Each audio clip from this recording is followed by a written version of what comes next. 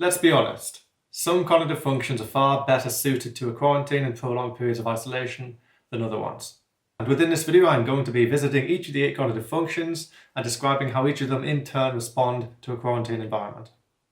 So first up, let's start with extraverted sensing. Out of all the functions, this one seems to be the most misunderstood. A lot of people seem to portray extraverted sensing dominance as this kind of perpetual novelty chasing, this kind of intense need for constant stimulation from a variety of different sources. Well, in reality, this is not the case. In fact, out of all the 16 types, the extraverted sensing dominants are actually better equipped to handle a quarantine than others. And this is because of the nature of extraverted sensing. You see, extraverted sensing doesn't perceive this vast scope of reality. That's extraverted intuition. No, extraverted sensing perceives a very narrow portion and focuses on it. And in this quarantine state, an extraverted sensing dominant can just focus on the things they need to focus on without distractions. Many ESFPs, many ESTPs are actually going to be handling this situation extremely well. And oftentimes an extraverted sensor can actually find a lot more sustenance within a virtual medium of communication than an extraverted intuitive can. And this is because extraverted sensing dominants perceive very narrowly, very intensely, and then extrapolate within an introverted intuitive atmosphere. And yeah, SE dominants don't necessarily like to follow rigorous routines, but they can still cope very well with a small portion of reality because that's the nature of the dominant function. However, this is quite the reverse for extraverted intuitive dominants, because this is the type who needs to perceive a vast plethora of external reality. The NE dominant is not content to socialize with people over a virtual medium, over say the screen of their smartphone. The NE dominant is not content to limit their stimulation to a small portion of the external world. And this is why type descriptions so often get SE mixed up with NE. It is the extraverted intuitive dominant, the ENFP and the ENTP, who require a relatively consistent supply of novelty. And many ENFPs, many ENTPs are having to dip in to their extraverted sensing from their dominant position in order to accommodate this significant disruption to their ordinary lifestyle. And out of all the types, the NE dominants will be trying the hardest to make their life interesting, to work from home whenever possible, to take on new projects and challenges. And while, like I said in my 16 personalities in quarantine video, this is very much an opportunity for an extroverted intuitive to really reflect upon their internal introverted sensing circuits, this does not mean the type will not be struggling with a deep sense of boredom. And now let us take the introverted sensing dominants, the ISFJ and the ISTJ. And what isn't ordinarily communicated about these types is the nature of their external lens. Both the ISFJ and the ISTJ actually perceive reality in a highly plethoric manner. And while pop psychology may very well portray ISFJs and ISTJs as very insular people who don't require a lot of stimulation, it is very important to note that owing to the extroverted intuitive lens through which this type perceives reality, no matter how stuck they are within their respective routines, these routines will still ordinarily contain a lot of external information. And therefore, within this quarantine environment, the SI dominant will actually be struggling quite a lot because SI does not just perceive concrete data within the brain, but it also strives to accumulate new and meaningful experiences. And currently, the more concrete, tangible experiences are denied to this type. Experiences at the moment to members of the human race are limited to the abstract and the virtual. And so again, like I've said in my 16 personalities in quarantine video, many people of this type will be dipping more into a kind of intuitive mindset, just as the ENTP and the ENFP will be dipping into extroverted sensing in order to adapt to this new insular nature of reality. The ISTJs and the ISFJs will often be dipping into introverted intuition in order to form new perspectives and have a newfound appreciation for the novel. But this type still requires very tangible experience. And the experiences these types require and want to cement within their memory are often far less mundane than people would make them out to be.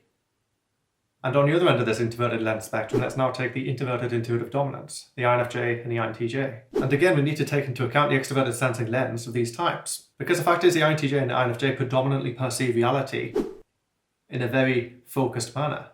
And many introverted intuitive dominants at the moment, confined as they are to a small space, a small portion of external reality, will actually be experiencing a sense of relief.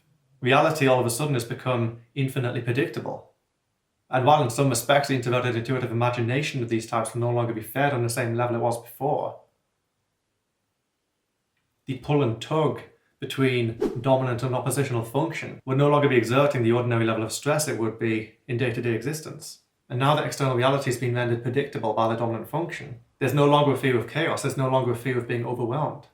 And it is in such circumstances that the SE lens of the INTJ and the INFJ can be employed to maximum effectiveness in order to essentially realize their introverted intuitive dreams in reality. Codec time. First, let's take the extroverted feelers. Both the ENFJ and the ESFJ will be really struggling at the moment. And oftentimes, particularly the ESFJ. This is because the nature of the extroverted feeling of the ESFJ is connected to extroverted intuition. Therefore, they often require a plethoric intake of social information from a multitude of different social circles. Being confined to a small portion of reality will have a deleterious effect on the type proportionate to the extent that they are able to accommodate this through virtual means. And generally the ENFJ, much like the extrovert sensing dominance, having an extrovert sensing lens of course as auxiliary to the extrovert feeling, will have an easier time doing this and will generally require less plethoric social interaction to the ESFJ. But even so, extrovert feeling dominance across the board still require a certain consistency of social nourishment. And while it is my hope many people of this type will be living with other people throughout this quarantine, those ENFJs and ESFJs who are more isolated must really depend upon virtual mediums of communication in order to remain mentally healthy. As I said in a previous video, this is indeed an opportunity for ESFJs and ENFJs to really refine and take control of their introverted thinking frameworks. But this opportunity for internal reflection does not change the reality that many of these types will be socially starved at the moment. And discovering perhaps a newfound appreciation for virtual forms of communication will very much coincide with the mental well-being of both of these extroverted feeling dominants. And now let's take the introverted feeling dominance. Like I said in the previous video, this is very much an opportunity for each of these types to really cement their ideals in reality and take positive steps towards achieving these ideals, seeing their dreams realized. However, the hyperconvergent nature of introverted feeling is extremely adaptive, is extremely tolerant. And the tolerance to these specific circumstances will depend completely upon the person's identity. And as such, there are no blanket statements available to say how INFPs and ISFPs across the board will be reacting to the quarantine. Because introverted feeling is individualistic. The extroverted intuitive lens of the INFP tends to have a more abstract quality, and therefore they can engage more over a virtual medium, enjoy theorizing, enjoy learning, enjoy undertaking new interesting extroverted intuitive extroverted thinking projects. And the ISFP will be nourished relative to the extent to which they are able to pursue those select few activities that are deeply meaningful to them.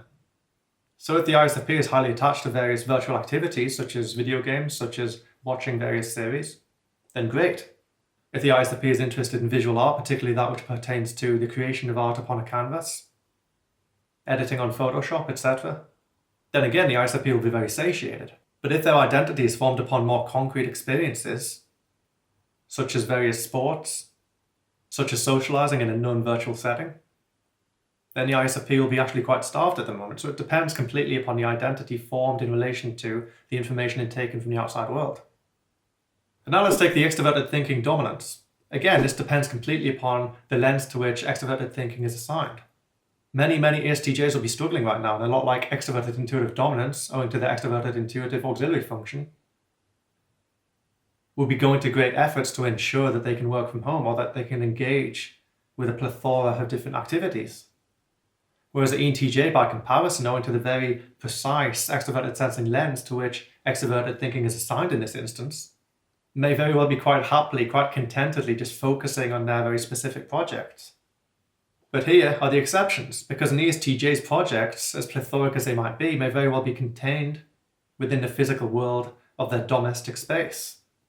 A more DIY-oriented ESTJ, for example, may very well be enjoying the time they have to undertake various household projects. And an ESTJ more inclined towards the abstract world may very well run a host of different businesses over an online medium.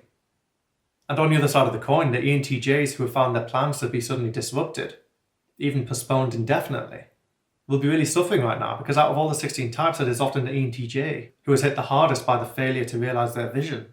And these circumstances are oftentimes so much harder for the ENTJ to deal with when influenced and determined by factors outside of the ENTJ's control. And now let us take the introverted thinking dominance. In many cases, many of you will be loving this. But just because that seems to be the case and you appear to be coping with it, don't necessarily take that at face value, because you may very well just be suppressing your emotions. And there's a far cry between adaptation, tolerance, and suppression. However, again, I must visit the lenses here, because the INTP's lens is far more plethoric than that of the ISTP, and therefore each of these types will be adapting in a slightly different way. The INTP's extroverted intuitive authority function still requires a plethora of external information. The INTP must continue to feed their creativity, the INTP must continue to touch base with all of the various social circles. And on the other side of the coin, much like the ISTP, it's very important for the ISTP to be able to focus on what is meaningful to them. And therefore, many ISTPs will be very much enjoying this time to play video games, to focus their energies into what is oftentimes a virtual medium.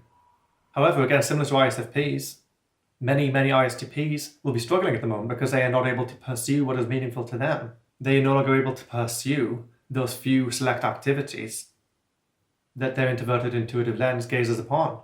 And so for many introverted thinking dominants, this quarantine we are under may very much feel like a continuance of normality. But it is nonetheless very important for both introverted thinking dominants to continue to intake information from the external world that is personally valuable to them. So yeah, every single cognitive function is going to be interacting with this quarantine slightly differently to another one. And there are definitely certain functions which are more proclivicated towards positive quarantine adaptation than other ones. So thank you so much for watching the video, especially if you made it this far. Be sure to leave a like, it really does help the channel grow, develop and reach new audiences. And if you haven't already done so, make sure to click that subscribe button down below with the bell icon next to it.